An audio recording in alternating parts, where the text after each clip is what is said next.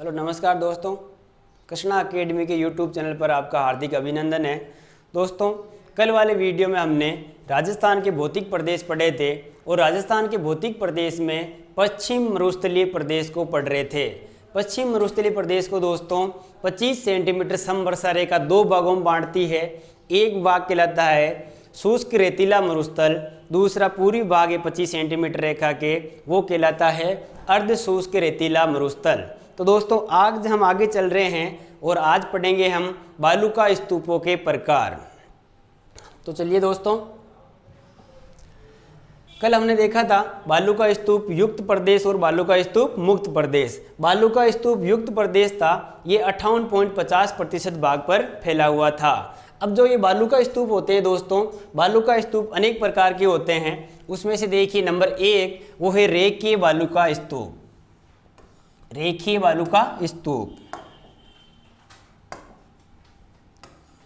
रेखीय बालुका स्तूप है दोस्तों, इसे अनुदेदेरी बालुका स्तूप के नाम से भी जाना जाता है। क्या बोलते हैं इसे? अनुदेदेरी बालुका स्तूप। तीसरा नाम इसका है, इसे रेखीय बालुका स्तूप भी कहा जाता है।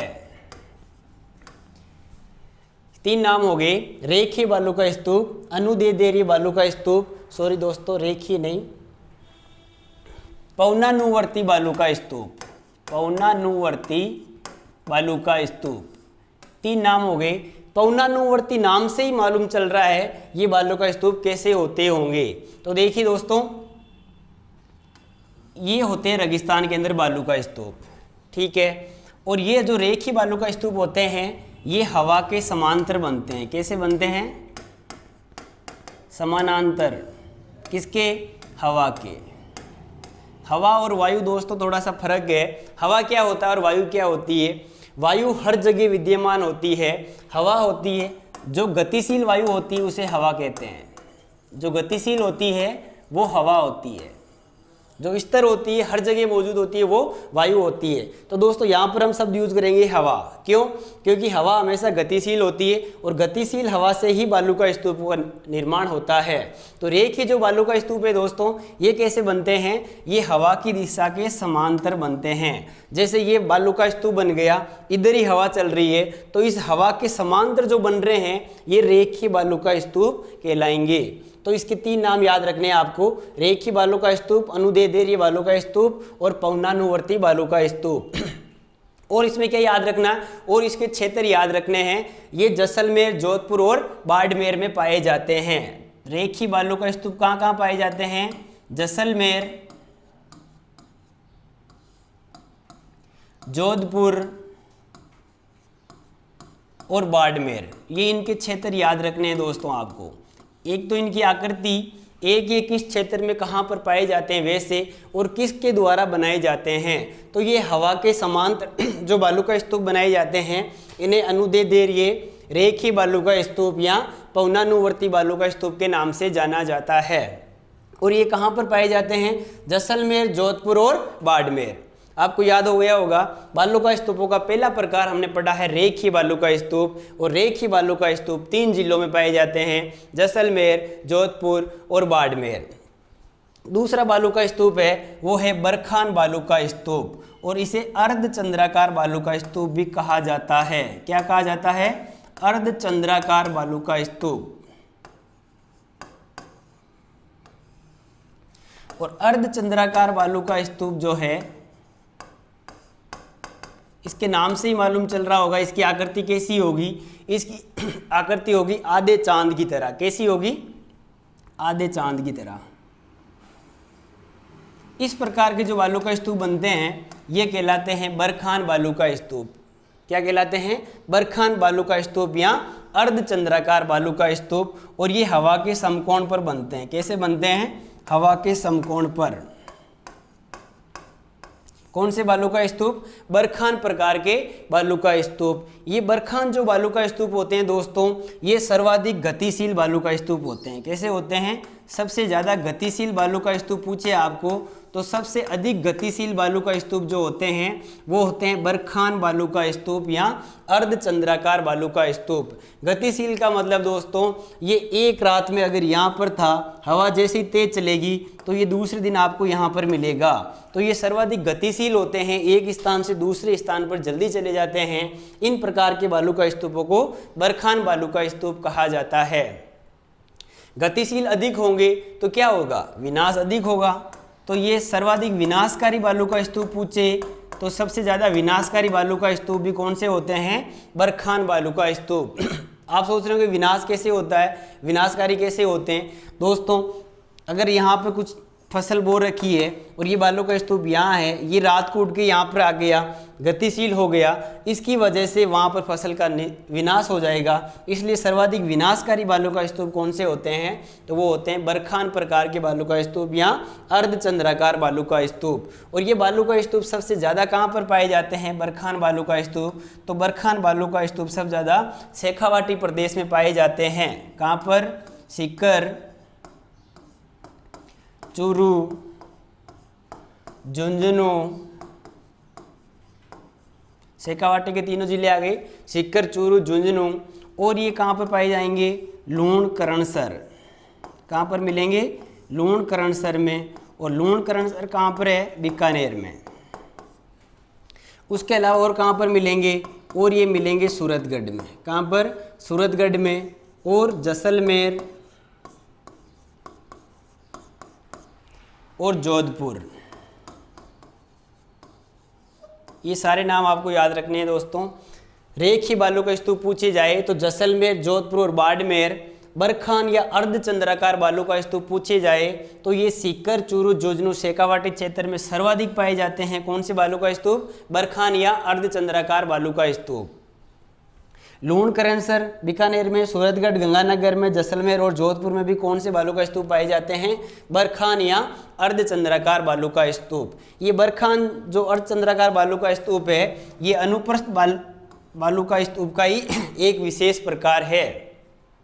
जब इसकी एक भुजा कट जाती है, अर्धचंद्राकार बालू का स्तूप था, इसकी एक भुजा कट जाए, ये जो बालू का स्तूप है इसकी अगर एक भुजा को काट दिया जाए तो दोस्तों ये ऐसे निर्माण हो जाएगा इसका। और इस प्रकार के बालू का स्तूप को कहा जाता है सीप। क्या कहा जाता है, सीप। अर्धचंद्राकार बालू का स्तूप की एक भुजा कट जाए तो वो सीप बालू का स्तूप कहलाते हैं। और ये रेखीय या अनुदैर्ध्य बालू का स्तूप का ही एक विशेष प्रकार है। अब आगे चलते हैं, अनुप्रस्थ बालू का स्तूप। अनुप्रस्थ बालू का स्तूप कैसे बनेंगे दोस्तों, ये हवा की दिशा के समकोण पर बनेंगे। जैसे ये बालू का स्तूप बन गए, कौन से वाले, अनुप्रस्थ। कैसे बनेंगे, हवा की दिशा के समकोण पर।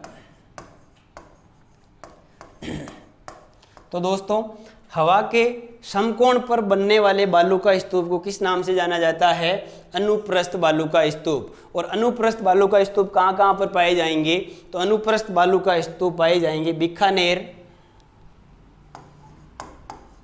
अनुप्रस्थ बालू का स्तूप दोस्तों बीकानेर,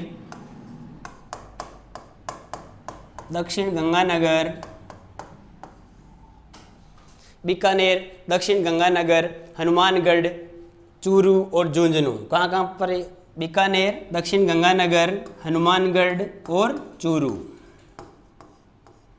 यहाँ पर पाए जाने वाले बालू का स्तूप कौन से होंगे, अनुप्रस्थ बालू का स्तूप। तो हमने अभी तक 3 प्रकार के बालू का स्तूप पढ़े हैं दोस्तों। रेखीय बालू का स्तूप, इसे अनुदैर्ध्य बालू का स्तूप के नाम से भी जाना जाता है। ये हवा की दिशा के समांतर बनते हैं, इसलिए इसे पवनानुवर्ती बालू का स्तूप भी कहते हैं, मतलब कि पवन के अनुवर्ती बनने वाले बालू का स्तूप। और ये सर्वाधिक राजस्थान में जैसलमेर, जोधपुर और बाड़मेर में पाए जाते हैं। दूसरा पढ़ा हमने बरखान, इसकी आकृति अर्धचंद्राकार होती है, शेखावाटी में सबसे ज़्यादा पाए जाते हैं और ये सर्वाधिक गतिशील होते हैं और विनाशकारी भी अधिक होते हैं। नेक्स्ट, अनुप्रस्थ बालू का स्तूप। अनुप्रस्थ बालू का स्तूप दोस्तों ये हवा की दिशा के समकोण पर बनते हैं, मतलब कि जिधर हवा चल रही है, इधर ये हवा चल रही है और इधर ही ये बालू का स्तूप बन रहा है, तो इसके समकोण पर बनने वाले बालू का स्तूप क्या कहलाएंगे, अनुप्रस्थ बालू का स्तूप। ये राजस्थान में बीकानेर, दक्षिण गंगानगर, हनुमानगढ़ और चूरू में पाए जाते हैं। कौन से बालू का स्तूप, अनुप्रस्थ बालू का स्तूप। नेक्स्ट चलते हैं हम, नेक्स्ट है दोस्तों तारा बालू का स्तूप। तारा बालू का स्तूप, इसके नाम से ही आपको मालूम चल रहा होगा तारा बालू का स्तूप की आकृति कैसी होती है। तारा बालू का स्तूप की आकृति तारे जैसी होती है। कैसी होती है? तारे जैसी। इसकी 3 भुजाएं अंदर दबी हुई होती है, 2 भुजाएं बाहर दिखाई देती है। अगर किसी तारा बालू का स्तूप के ये एक विशेष प्रकार होता है, 3 भुजाएं बाहर दिखाई देती है, तो उसे बोलते हैं ड्राइकांटर। क्या बोलते हैं? ड्राइकांटर बालू का स्तूप। किसे कहा जाता है? जिसकी 3 भुजाएं बाहर दिखाई देती हो। और ये जो ऐसी आकृति होती है तारा बालू का स्तूप, ये राजस्थान में कहाँ पर मिलेंगे आपको? तो ये मोहनगढ़,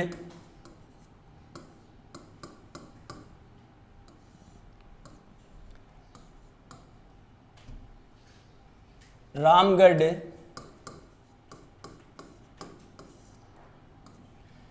और सूरतगढ़। मोहनगढ़, रामगढ़ और सूरतगढ़ में कौन से बालू का स्तूप पाए जाते हैं?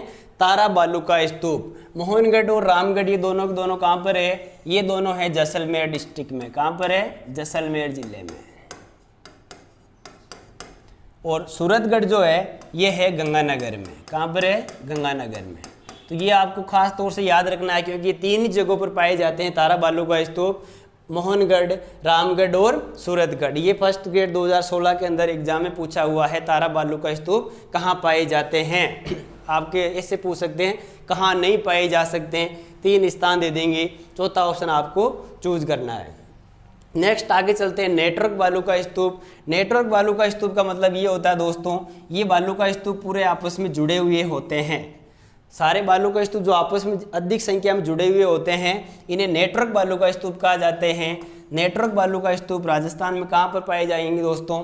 तो ये हनुमानगढ़ जिले में पाए जाते हैं।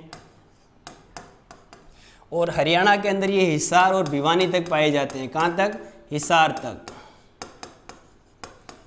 तो हनुमानगढ़ से लेकर हिसार तक लगातार श्रेणी में जो बालू का स्तूप मिलते हैं अपने को जुड़े हुए हैं, इसलिए इन्हें नेटवर्क बालू का स्तूप के नाम से जाना जाता है।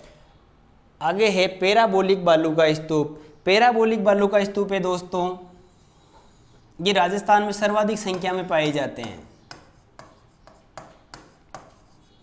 अगर इन सभी बालू के स्तूप में पूछे जाए सर्वाधिक मात्रा में कौन सा बालू का स्तूप पाए जाते हैं, तो सबसे ज़्यादा पैराबोलिक बालू का स्तूप पाए जाते हैं राजस्थान में। क्यों? क्योंकि ये लगभग राजस्थान के सभी मरुस्थलीय जिलों में पाए जाते हैं और इनकी आकृति होती है महिलाओं की हेयरपिन की तरह। कैसी होती है?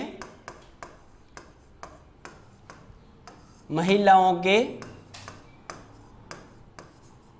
हेयरपिन की तरह। महिलाओं की जो हेयरपिन होती है दोस्तों, इस हेयरपिन की तरह जो आकृति होती है, ये बालू का स्तूप कहलाते हैं पैराबोलिक बालू का स्तूप। तो अभी तक हमने 6 बालू का स्तूप पढ़ लिए। पहला कौन सा पढ़ा था? अनुदैर्ध्य, रेखीय या पौनानुवर्ती बालू का स्तूप। दूसरा पढ़ा था हमने बरखान या अर्धचंद्राकार बालू का स्तूप। तीसरा पढ़ा अनुप्रस्थ बालू का स्तूप। चौथा हमने पढ़ा तारा बालू का स्तूप। 5वां नेटवर्क बालू का स्तूप और आगे पैराबोलिक बालू का स्तूप। नेक्स्ट आगे चलते हैं दोस्तों, अवरोधी बालू का स्तूप। इनके क्षेत्र नहीं है, ये हर जगह कहीं भी पाए जा सकते हैं, इनके सिर्फ आपको नाम याद रखना है। तो अवरोधी बालू का स्तूप है दोस्तों, ये कहाँ पर मिलेंगे आपको? ये अवरोधी बालू का स्तूप मकान, किसी मकान, पेड़ या झाड़ी, किसी मकान, पेड़ या झाड़ी के पीछे बनने वाले बालू का स्तूप। जैसे हवा चल रही है, ये किसी का घर बना हुआ है और हवा चल रही है, तो इधर से हवा आ रही है, तो हवा ऐसे घूम घूम के इसके सारे यहाँ पर बालू का स्तूप बन जाएंगे, निर्मित हो जाएंगे। या ये पेड़ है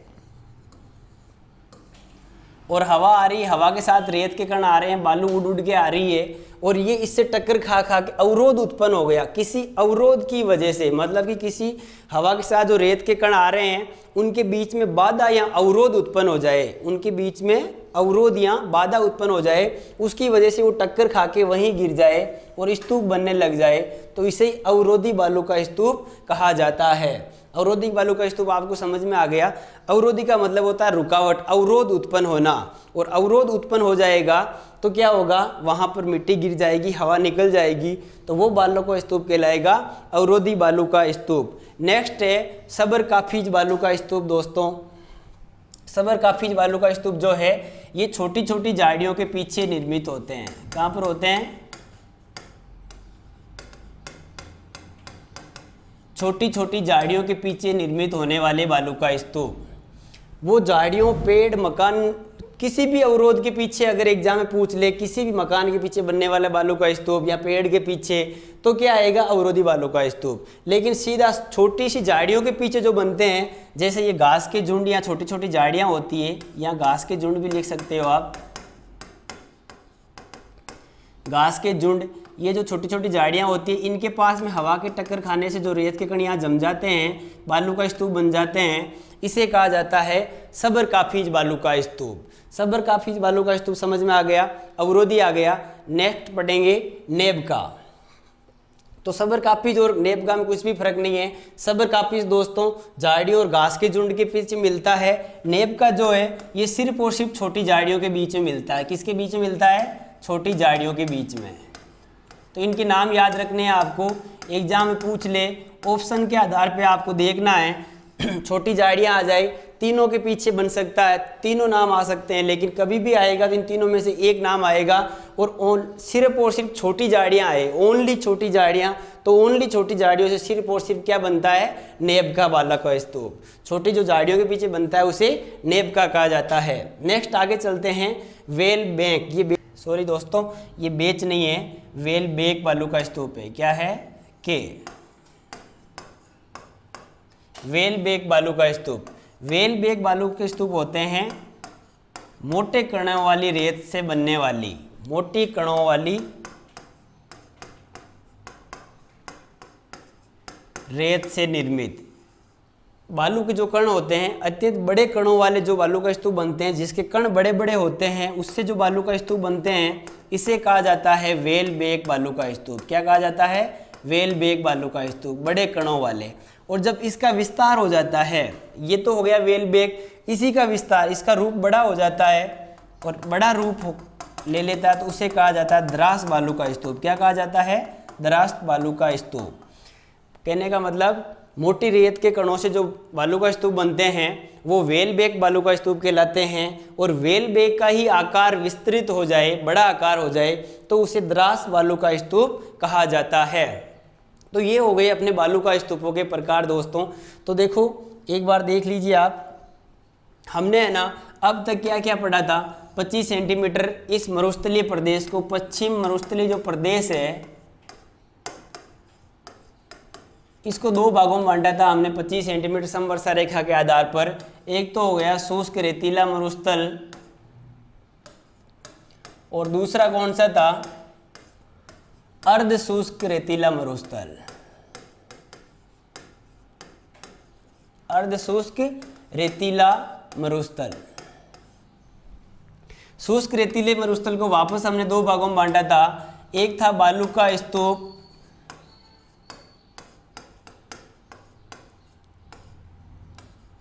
युक्त प्रदेश, और दूसरा था बालू का स्तूप मुक्त प्रदेश।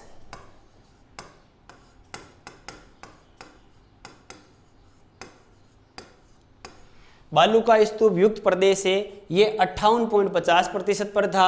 बालू का स्तूप मुक्त प्रदेश है, ये 41.50% भाग पर फैला हुआ था। बालू का स्तूप युक्त प्रदेशों में हमने बालू का स्तूपों के प्रकार पढ़ लिए, और सभी प्रकार के बालू का स्तूप पढ़ चुके हैं हम। कौन कौन से बालू का स्तूप पढ़े थे हमने, अनुदेदेरिये बालू का स्तूप, बरखान बालू का स्तूप, अनुप्रस्थ बालू का स्तूप, तारा बालू का स्तूप, अवरोधी बालू का स्तूप, नेटवर्क बालू का स्तूप, पैराबोलिक बालू का स्तूप, सबर-काफिज बालू का स्तूप और नेबका।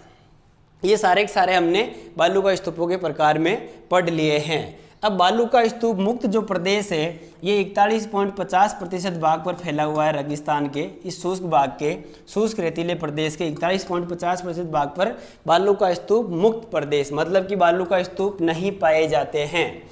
तो बालू का स्तूप नहीं पाए जाते हैं, तो यहाँ पर क्या पाया जाता है, तो यहाँ पर दोस्तों चट्टानी मरुस्थल पाया जाता है। क्या पाया जाता है, चट्टानी मरुस्थल, चट्टानें पाई जाती है यहाँ पर।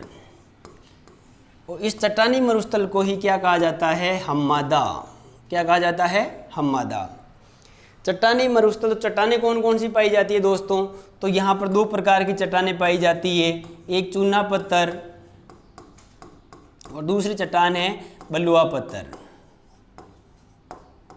तो यहाँ पर दोस्तों चट्टानें पाई जाती है, रेत कम पाई जाती है, इसलिए इसे हम्मादा के नाम से भी जाना जाता है।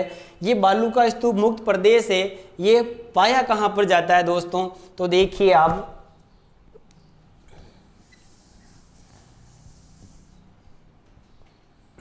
ये है अपना राजस्थान,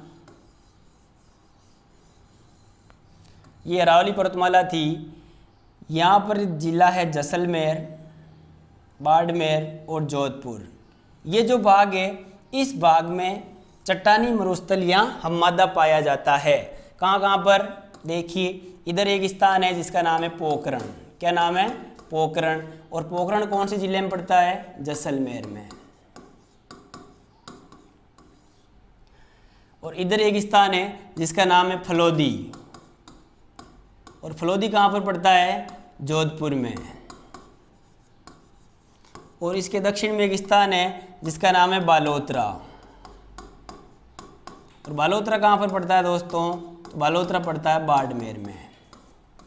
इसके बीच वाला भाग ये पूरा के पूरा चट्टानी मरुस्थल है। कैसा है, चट्टानी मरुस्थल। और चट्टानी मरुस्थल को क्या बोलते हैं, हम्मादा। तो ये हो गया दोस्तों बालू का स्तूप मुक्त प्रदेश। तो बालू का स्तूप मुक्त प्रदेश कितने जिलों में विस्तृत है, तो 3 जिलों में है, जैसलमेर, जोधपुर और बाड़मेर जिलों में। इसका सबसे अच्छा उदाहरण देखा जाए तो सबसे अच्छा उदाहरण दोस्तों इसको वो है, जैसलमेर से शुरू होता है और बाड़मेर तक फैला हुआ है राष्ट्रीय मरु उद्यान के अंदर Akal wood fossil park. Akal wood fossil park.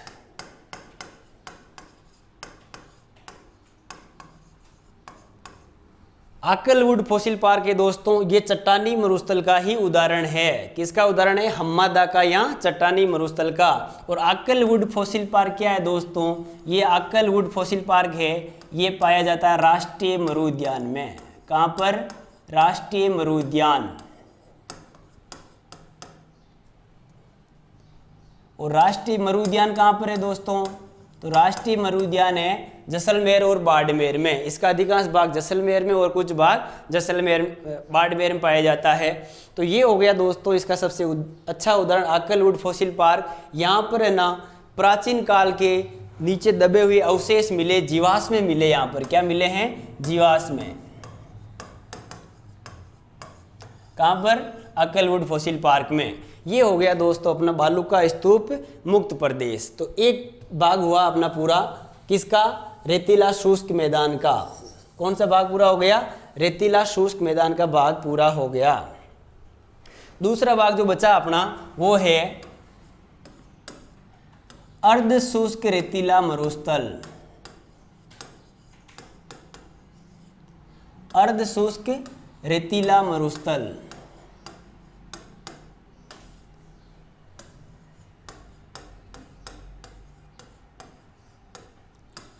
अर्ध शुष्क रेतीला मरुस्थल। शुष्क रेतीला हो गया, ये अर्ध शुष्क रेतीला मरुस्थल है दोस्तों। तो देखिए आप इसको एक बार,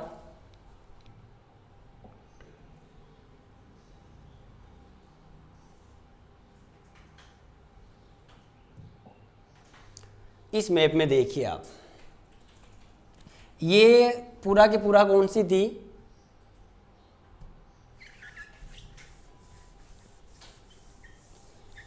ये अरावली पर्वतमाला है। और अरावली पर्वतमाला के इधर वाला भाग पूरा का पूरा रेतीला मैदान है। इस रेतीले मैदान को 2 भागों में बांटा हमने, शुष्क और अर्ध शुष्क। तो ये 25 सेंटीमीटर समवर्षा रेखा आपको दिखाई दे रही है दोस्तों। ये 25 सेंटीमीटर समवर्षा रेखा है, इसके इधर वाला शुष्क था, इधर वाला अर्ध शुष्क था। ये आपको दिखाई दे रहा होगा बालू का स्तूप मुक्त प्रदेश, बीच वाला जो अभी हमने पढ़ा है, और बाकी सारा का सारा बालू का स्तूप युक्त प्रदेश। अब हम अर्ध शुष्क वाला पढ़ रहे हैं। अर्ध शुष्क को वापस 4 उपभागों में बांटा गया है।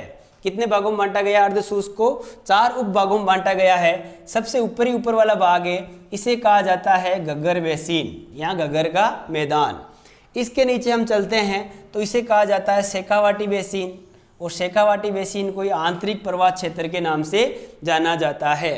बीच वाला जो भाग है इसे कहा जाता है नागौरी उच्च भूमि प्रदेश। क्या बोलते हैं? नागौरी उच्च भूमि प्रदेश।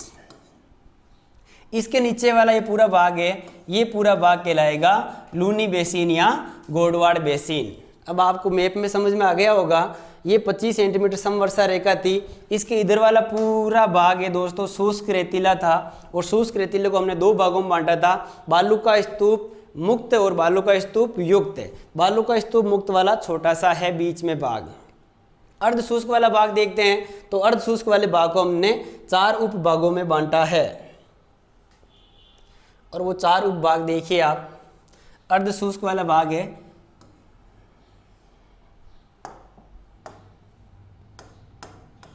इसको 4 उपभागों में बांटते हैं। एक हो गया घग्गर का मैदान,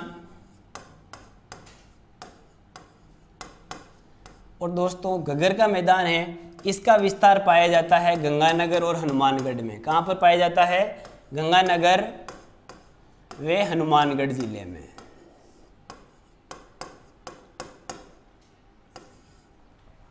किसका? घग्गर के मैदान का। ये अर्ध शुष्क रेतीला का ही उपभाग है दोस्तों, हम जो पढ़ रहे हैं ये उपभाग है। अर्ध शुष्क रेतीला मरुस्थल जो है ये 25 सेंटीमीटर समवर्षा रेखा से और 50 सेंटीमीटर समवर्षा रेखा के बीच में है। कौन कौन सी के बीच में? 25 सेंटीमीटर और 50 सेंटीमीटर। इनके बीच वाला भाग है अर्ध शुष्क रेतीला मरुस्थल, घग्गर का मैदान। अब देखिए दोस्तों मैप में आप, ये है अपना राजस्थान,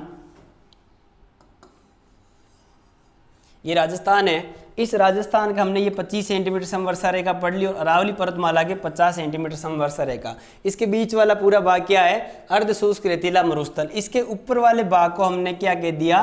घग्गर का मैदान। और घग्गर का मैदान कौन कौन से 2 जिलों में है? गंगानगर और हनुमानगढ़ जिलों में इसका विस्तार पाया जाता है। और इस प्रदेश की मुख्य नदी है, उस नदी का नाम है घग्गर नदी। क्या नाम है? घग्गर नदी। घग्गर नदी, इसकी जगह पर प्राचीन काल में सरस्वती नदी बहती थी। घग्गर नदी वर्तमान में हिमाचल प्रदेश से आती है और अपने राजस्थान में हनुमानगढ़ तक आती है।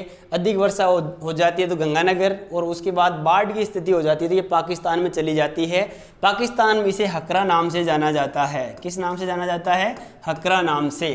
इसके मैदानी भाग में, इस नदी के जो मैदानी भाग में होती है उपजाऊ मिट्टी पाई जाती है, उसे काठी या बग्गी के नाम से जाना जाता है। उपजाऊ मिट्टी को काठी या बग्गी नाम से जाना जाता है।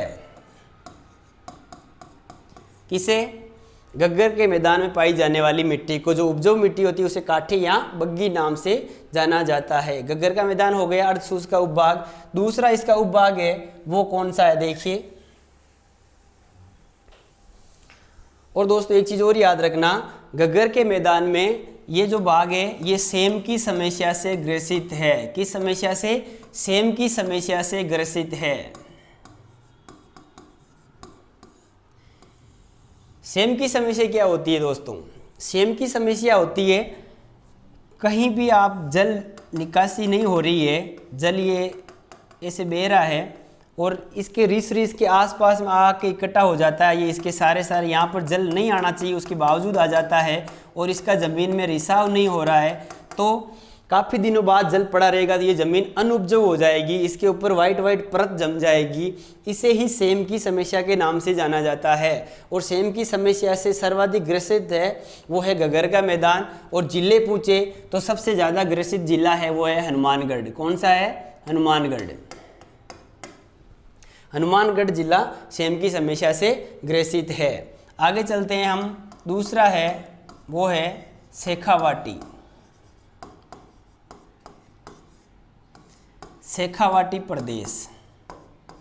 या इसे ही बोलते हैं आंतरिक प्रवाह प्रदेश।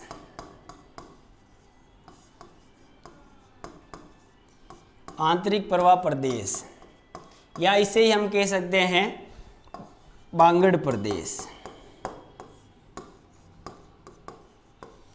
और इसका विस्तार दोस्तों 3 जिलों में पाया जाता है, सीकर, चूरू और झुंझुनू में। कहाँ पर? सीकर, चूरू व झुंझुनू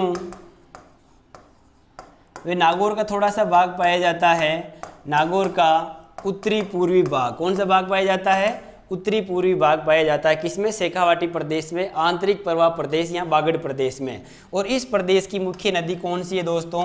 तो इस प्रदेश की मुख्य नदी है कांतली नदी। कौन सी है? कांतली नदी, जिस पर गणेश्वर सभ्यता स्थित है। तो ये हो गया अपना शेखावाटी प्रदेश। गगर का मैदान किसके भाग है? ये अर्धशुष्क रेतीले मरुस्थल के भाग है। तो अर्धशुष्क रेतीले प्रदेश के चार उपभाग हैं, चारों में से हमने 2 पढ़ लिए। नेक्स्ट आगे चलते हैं हम। तीसरा जो भाग है अर्धशुष्क प्रदेश का वो है नागौरी उच्च भूमि। कौन सा भाग है? नागौरी उच्च भूमि प्रदेश। और ये नागौरी उच्च भूमि प्रदेश है दोस्तों, इसका विस्तार सिर्फ और सिर्फ नागौर जिले में पाया जाता है। कहाँ पर पाया जाता है? नागौर जिले में। और यहाँ पर खारे पानी की झीलें अधिक पाई जाती है। नागौरी उच्च भूमि प्रदेश में खारे पानी की झीलें अधिक पाई जाती है। और खारे पानी की अधिक झीलें पाई जाने का प्रमुख कारण क्या है? कि यहाँ की जमीन में नीचे माइकाशिष्ट चट्टानों का जमाव अधिक पाया जाता है। किसका अधिक पाया जाता है? माइकाशिष्ट चट्टानों की अधिकता के कारण यहाँ की मिट्टी लवणीय या नमकीनी हो जाती है और खारे पानी की झीलें अधिक पाई जाती है। तीसरा जो भाग है इसका, चौथा लास्ट, वो है लूनी बेसिन।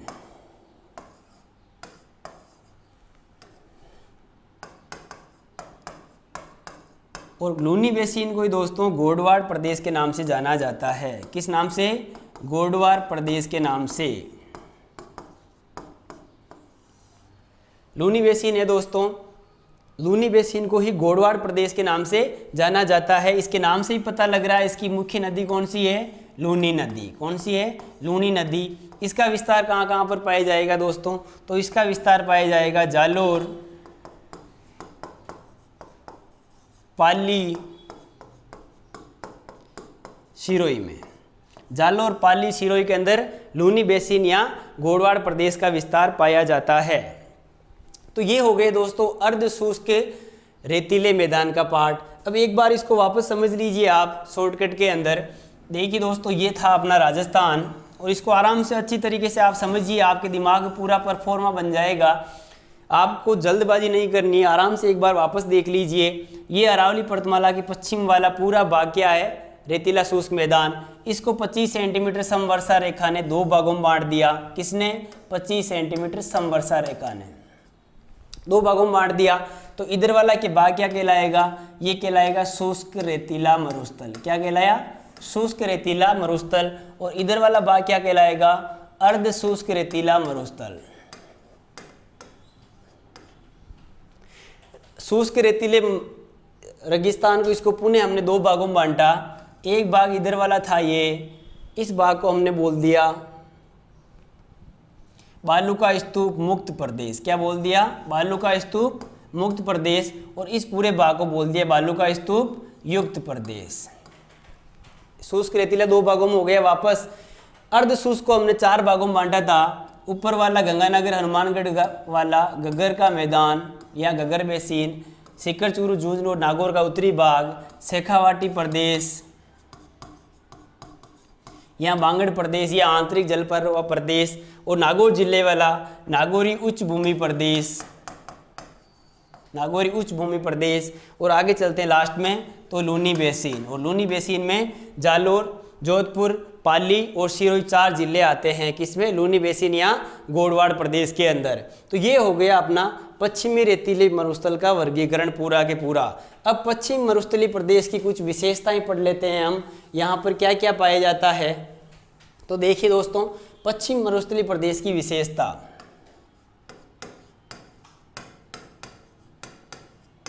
और पश्चिम मरुस्थलीय प्रदेश की विशेषताएं क्या क्या है? तो देखिए सबसे पहली बात 1 नंबर, यहाँ पर लाठी सीरीज का विस्तार पाया जाता है। पश्चिम मरुस्थलीय प्रदेश में लाठी सीरीज का विस्तार पाया जाता है। और लाठी सीरीज क्या है? लाठी सीरीज दोस्तों ये देखिए आप, लाठी सीरीज जो है ये मोहनगढ़ से पोखरण के मध्य, मोहनगढ़ से पोखरण के मध्य अंतर्राष्ट्रीय सीमा के सारे अंतर्राष्ट्रीय सीमा के सारे फैली एक भूगर्भीय जल पट्टी है। क्या है? एक भूगर्भीय जल पट्टी। भूगर्भीय जल पट्टी का मतलब होता है जमीन के अंदर, धरातल के अंदर एक जल पट्टी पाई जाती है और मीठा पानी की जल पट्टी पाई जाती है। और इसकी जानकारी काजरी संस्था देती है कि यहाँ प्राचीन काल में सरस्वती नदी बहती थी और कालांतर में उसके ऊपर रेगिस्तान का विस्तार हो गया और वो नीचे दब गई, लेकिन उसके अवशेष अभी भी मौजूद है। जैसे लाठी सीरीज में भूगर्भीय जल पट्टी पाई जाती है मोहनगढ़ से पोखरण तक, यानी कि जैसलमेर के अंदर। कहाँ पर पाई जाती है? जैसलमेर में। तो लाठी सीरीज को आप याद रखना है। लाठी सीरीज का विस्तार दोस्तों मोहनगढ़ से शुरू होता है, पोखरण तक फैला हुआ है और जैसलमेर जिले में है।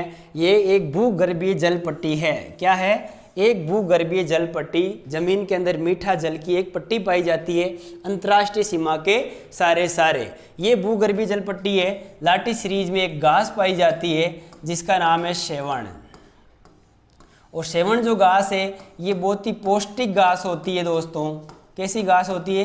पौष्टिक घास। गाय भैंस से खाने से वो अधिक दूध देती है, इसलिए ये सेवण घास अच्छी होती है और ये लाठी सीरीज में अधिक पाई जाती है।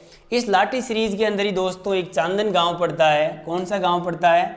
चांदन गांव। और इस चांदन गांव के अंदर एक नलकूप खोदा गया है और इस नलकूप से बहुत ही मीठा व शीतल जल निकलता है। बहुत ही मीठा और शीतल जल कहाँ से निकलता है? चांदन के गांव से। और इसे चांदन का नलकूप भी कहते हैं। क्या कहते हैं? चांदन का नलकूप। और इसे किस नाम जाना जाता है? इसे थार के गड़े के नाम से जाना जाता है। इसे थार का गड़ा भी कहा जाता है। किसे? चांदन के नलकूप को। ये होगी इस पश्चिम मरुस्थलीय प्रदेश की एक विशेषता, यहाँ पर लाठी सीरीज पाई जाती है। दूसरी विशेषता ये है दोस्तों, दूसरी ये है बालूका स्तूपों के मध्य। जब दो बालूका स्तूप है, बालूका स्तूपों के मध्य पाई जाने वाली गर्त या खाई तल्ली कहलाती है। क्या कहलाती है दोस्तों? तल्ली। तल्ली किसे कहते हैं? बालू का स्तूपों के मध्य। जैसे एक बालू का स्तूप ये हो गया और दूसरा बालू का स्तूप ये हो गया, तो इसके बीच में जो ये गर्त या खाई पाई जाती है इसे ही तल्ली कहा जाता है। क्या कहा जाता है? तल्ली कहा जाता है। किसे? दो बालू का स्तूपों के मध्य पाई जाने वाले खड्डा, खाई या गर्त को बालू का स्तूप को तल्ली कहा जाता है। नेक्स्ट, जब इस तल्ली के अंदर वर्षा के दिनों में जल भर जाता है, वर्षा के दिनों में जल, अब देखिए दो बालू का स्तूप हो गया, एक बालू का स्तूप ये हो गया और दूसरा बालू का स्तूप ये हो गया। इन दोनों के बीच में ये खड्डा या खाई है, इसे कहते हैं तल्ली। और वर्षा के दिनों में जब इसमें पानी भर जाता है तो ये एक अस्थायी झील का निर्माण हो जाता है। किसका? अस्थायी झील का। अस्थायी झील का निर्माण हो जाता है क्योंकि इसके अंदर पानी भर गया और ये स्थायी नहीं है क्योंकि वर्षा के दिनों में ही भरती है। और इसे कहा जाता है रन या टाट। क्या कहते हैं? रन या टाट के नाम से जाना जाता है। किसे? दो बालू का स्तूप को बीच में पाई जाने वाली जो तल्ली है, इसके अंदर वर्षा का जल भर जाने पर इसे रन या टाट के नाम से जाना जाता है और इसे प्लाया के नाम से भी जाना जाता है। अस्थायी जिलों को पश्चिम मरुस्थलीय प्रदेश में मारवाड़ क्षेत्र में पलाया कहा जाता है। और सर्वाधिक पलाया दोस्तों जैसलमेर जिले में पाई जाती है। कहाँ पर? सर्वाधिक पलाया जैसलमेर जिले में पाई जाती है। तो देखिए दोस्तों, बालू का स्तूपों के मध्य, दो बालू के स्तूपों के मध्य, ये दो बालू का स्तूप हो गए, इनके मध्य पाए जाने वाले खड्डा या खाई को तली कहा जाता है। वर्षा के दिनों में इसमें पानी भर जाता है तो ये अस्थायी झील बनती है, इसे रन या टाट कहते हैं। इन अस्थायी झीलों को पलाया के नाम से भी जाना जाता है। और सर्वाधिक पलाया कहाँ पर पाई जाती है दोस्तों? जैसलमेर में। अब आगे देखिए, इसी के अंदर जब ये तली जो है ये रन या टाट है, इसके दोनों ओर तो बालू का स्तूप हो गए और एक और दीवार बना दें, कच्ची या पक्की कैसी भी आप दीवार बना दो, दीवार या पाल भी बोल सकते हैं। क्या बोल सकते हैं? पाल। दो तरफ तो बालू का स्तूप हो गए, एक तरफ हमने पीछे की तरफ माना कि पाल बना दी एक तरफ, तो इसके अंदर पानी काफ़ी दिनों तक इकट्ठा हो जाता है। ये वर्षा की जल संरक्षण की परंपरागत बहुत प्राचीन विधि है दोस्तों। दो तरफ बालू का स्तूप, पीछे की तरफ पाल बना दो या दीवार लगा दो, सिर्फ एक तरफ मुंह खुला रहेगा जिससे पानी आता रहे। उसमें जो जल एकत्रित किया जाता है उस स्थान को खड़ीन नाम से जाना जाता है। किस नाम से जानते हैं हम? खड़ीन के नाम से जानते हैं। खड़ीन किसे कहते हैं दोस्तों? तो खड़ीन ये हो गया बालू का स्तूपों के मध्य पाई जाने वाली गर्त या खाई को तली कहते हैं। और इसके अंदर वर्षा का जल भर जाता है, रन या टाट के नाम से जानी जाती है। और इसके पीछे इसको एक दीवार या पाल बना के रोक दिया जाए तो उसे खड़ीन के नाम से जाना जाता है। ये वर्षा की जल संरक्षण की परंपरागत विधि है। वर्षा को बहुत पहले से, प्राचीन समय से ऐसे काम करते आ रहे हैं। और सबसे पहले खड़ीन को इस प्रकार की जो खड़ीन है बनाने वाले कौन थे? ये पालीवाल जाति के ब्राह्मण लोग थे। कौन थे? पालीवाल जाति, पालीवाल ब्राह्मण। और ये कहाँ पर की जाती है सबसे ज़्यादा? जैसलमेर जिले में पालीवाल जाति के ब्राह्मणों के द्वारा की गई। और जब ये वर्षा का जल इसमें सूख जाता है खड़ीन में, तो यहाँ पर की जाने वाली कृषि को किस नाम से जाना जाता है? जब खड़ीन सूख गई तो यहाँ पर कृषि करेंगे और उस कृषि को बोलते हैं खड़ीन कृषि। क्या बोलते हैं? खड़ीन कृषि। ये हो गई इसकी विशेषताएं दोस्तों। पश्चिम मरुस्थलीय प्रदेश की क्या क्या विशेषता हो गई? नंबर 1 हमने लाठी सीरीज पढ़ लिया, नंबर 2 हमने बालू का स्तूप में तल्ली पढ़ लिया, रन या टाट पढ़ लिया, खड़ीन पढ़ लिया और पलाया पढ़ लिया। ये सभी इंपॉर्टेंट है दोस्तों, एग्जाम में बहुत बार आए हुए हैं, आप इनको याद रखना। सीधा सा आपको ज़्यादा दिमाग लगाने की आवश्यकता नहीं, सीधा सा आपकी आंखों में दिखना चाहिए दोस्तों। जैसे ये दो बालू का स्तूप है, इनके बीच में ये खाई या खड्डा जो भी है, गर्त, इसे बोलते हैं तली। क्या बोलते हैं? तली। और जब वर्षा का जल इसमें आ जाता है, बारिश होती है और ये भर जाती है, तब इसे बोलते हैं रन या टाट। रन या टाट हो गया। ये अस्थायी जिले होती है, इन्हें जैसलमेर और मारवाड़ क्षेत्र में पलाया के नाम से भी जाना जाता है। और पलाया सबसे ज़्यादा कहाँ होती है? जैसलमेर में। अब ये दो तरफ तो बालू का स्तूप हो गया, बीच में पानी आ गया, लेकिन ये रुकेगा नहीं, आगे चला जाएगा। इसको रोकने के लिए दोनों बालू का स्तूपों के एक तरफ क्या कर देते हैं? दीवार या पाल बना देते हैं, तो उसके अंदर वर्षा का जल एकत्रित हो जाता है और इसे ही खड़ीन के नाम से जाना जाता है। जब इसमें वर्षा का जल सूख जाता है दोस्तों, तो यहाँ पर कृषि की जाती है और उसे कहते हैं खड़ीन कृषि। और खड़ीन कृषि सबसे पहले जैसलमेर में पालीवाल जाति के ब्राह्मणों के द्वारा की गई थी। ये हो गई अपनी दो विशेषताएं। नेक्स्ट आगे चलते हैं। इस मरुस्थलीय प्रदेश की विशेषता यहाँ पर दैनिक तापांतर अधिक पाया जाता है। और क्या विशेषता हो गई? दैनिक तापांतर अधिक। दैनिक और वार्षिक दोनों अधिक होते हैं।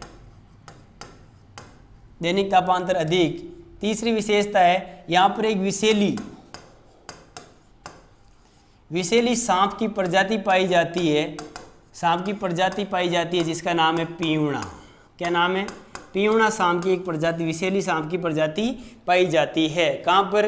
पश्चिम मरुस्थलीय प्रदेश में। और इस प्रदेश की क्या विशेषता हो सकती है दोस्तों? और इस प्रदेश की विशेषता यह है कि राजस्थान में जो ये रेगिस्तान पाया जाता है, इसे थली के नाम से जाना जाता है। किस नाम से? थली के नाम से जाना जाता है। किसको? थार के मरुस्थल को, राजस्थान में रेगिस्तान को ही थली के नाम से जाना जाता है। जो बालू का स्तूप बनते हैं दोस्तों, इनको स्थानीय भाषा में धोरे या दरियन कहा जाता है। क्या कहा जाता है? दोरे या दरियन। जो रेत के बड़े बड़े टीले होते हैं, रेत के बड़े बड़े टीले, इनको स्थानीय भाषा में ही दरियन या दोरे नाम से जाना जाता है। ये हो गया अपने दोस्तों पश्चिम मरुस्थलीय प्रदेश, और राजस्थान के भौतिक प्रदेश का एक चैप्टर अपना कंप्लीट हो सका है। कौन सा? पश्चिम मरुस्थलीय प्रदेश। नेक्स्ट वीडियो में हम आपके लिए लेके आएंगे अरावली पर्वतीय प्रदेश।